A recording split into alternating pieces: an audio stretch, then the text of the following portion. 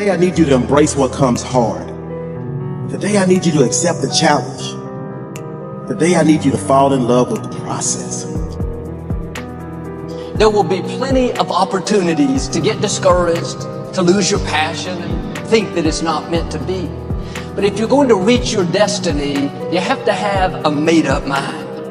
If you give up after the first time, or the 5th time, or the 30th time, what that really means is you didn't want it bad enough. There should be something you're believing for, that you are relentless.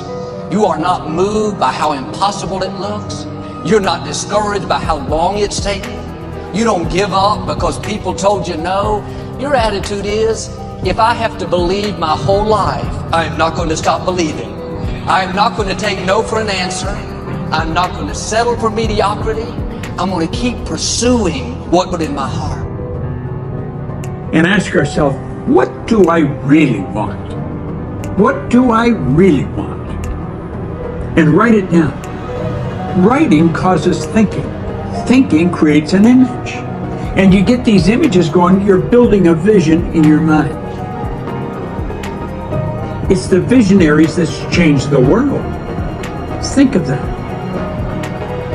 But what keeps that competitive edge, what keeps you on top, is the ability to think and prepare mentally over and over and over again.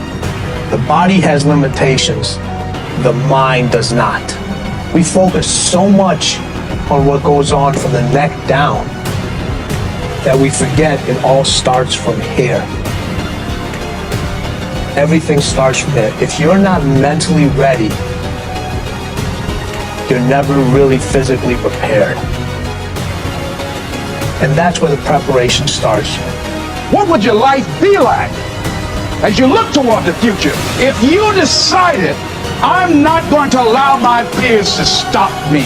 And I'm saying to you, whatever you gotta do it, because if you don't, life is gonna whoop you until you surrender.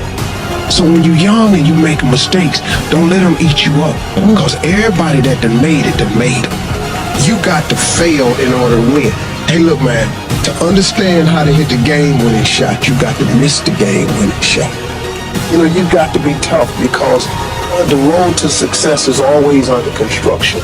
It's never a clear path to success.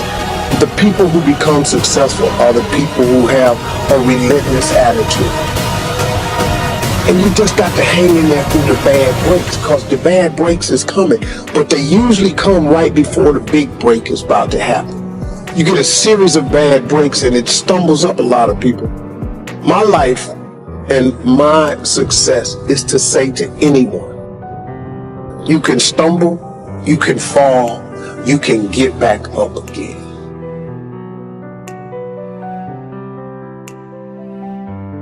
No matter what you face,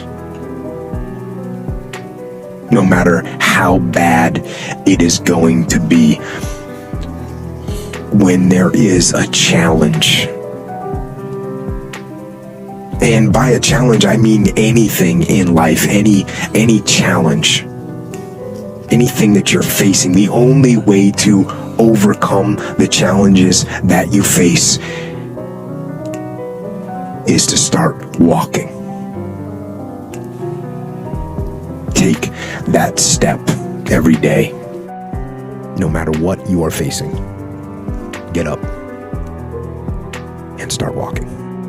I have the ability to see the end before the beginning even begins. And what that means is I know that to get to the very end, I can see it right now. So before I went to Butts, and I was losing all this weight, I saw myself walking across the stage at 191 pounds. That's what I had to get to get into the door.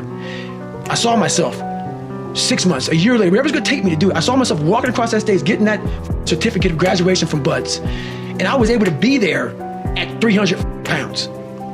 And that feeling, that I was nowhere near that feeling, I was able to put myself there 1,000,000 times every day. And that feeling of like, my God, that is gonna feel amazing.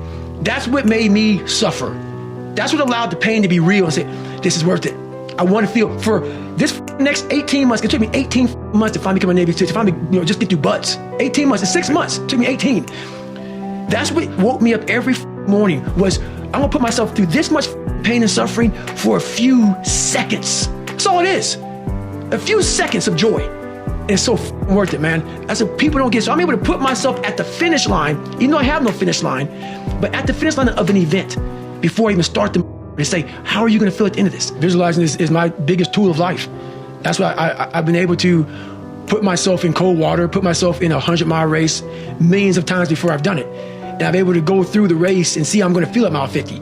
Almost to the exact feeling. Right, so when it comes up, it's no surprise. It's no surprise, I've already done this a million times. I recommended the last time I was here, the little book, Richest Man in Babylon, and I said, I've lectured now to over 3 million people. Guess how many have actually gone and got this little book? Answer, very few. My best guess is 10%. Such an easy thing to do. This little book, number one, is easy to find. Number two, it's easy to buy. The most you can pay for it, $6, $7, $8. You can borrow that from your kids. But if it's easy to find and easy to buy, and if it's easy to read, why wouldn't everybody go get it? We don't know. I don't know. Nobody knows. Here's how profound it is. Some do and some don't. Now here's the numbers. About 10% do. We don't know the mystery of that. And I'm telling you, 10 years from now, those numbers will still be the same. The numbers don't change. Only the faces change. I used to belong to the 90% who couldn't be bothered even if it was easy. How many people have a library card? Answer, 3%. 97% couldn't be bothered. Guy specializes in happy hour, but he doesn't have a card. And now readily and quickly blames the government, and blames his company, and blames the pay scale. Here's my advice to you today. Walk away from the 97%. Don't talk like they talk. Don't go where they go. Don't act like they act. Don't specialize in what they specialize in. Throw away the blame list. Stick to blame. You got to be consciously conscious today, because your environment can hypnotize, mesmerize, and paralyze you. The other thing is, take full responsibility for your life. Oscar Wilde once said, responsibility is what we expect from somebody else. This is very true. Most people dread accepting responsibility. That's just a fact of life, and we can see it in operation every day. We can see ourselves getting hot under the collar when the dentist keeps us waiting, and we're sitting there reading old magazines when our appointment was 30 minutes ago. And we don't stop to think that we forgot to mail in this month's mortgage payment. We can see ourselves growing angrier and angrier because a business contact is supposed to call at noon, and here it is almost 2 o'clock, and the phone still refuses to ring. But we don't stop to think about the calls we ourselves have forgotten to return while we've been so busy fuming. We can see ourselves writing an angry letter to the airline because a flight was delayed, but we don't write an angry letter to ourselves when we're late for something, even though that might not be a bad idea at all. Yes, we can see avoidance of responsibility all the time in both our personal and professional lives.